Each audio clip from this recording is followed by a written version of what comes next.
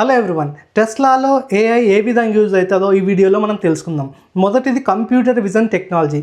ఈ technology use చేసి Tesla car పైన మొత్తం 8 కెమెరాస్ అరేంజ్ చేస్తారు.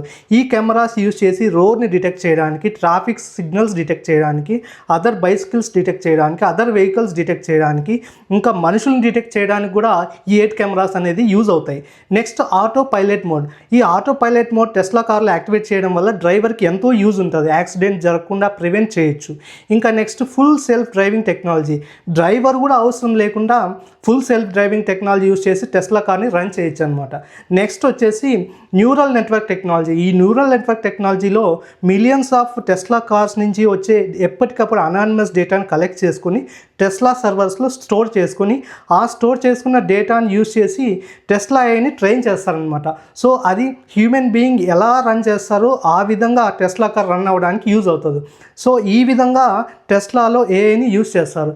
ఇలాంటి మరింత ఇన్ఫర్మేషన్ కోసం మన అకౌంట్ని ఫాలో చేయండి.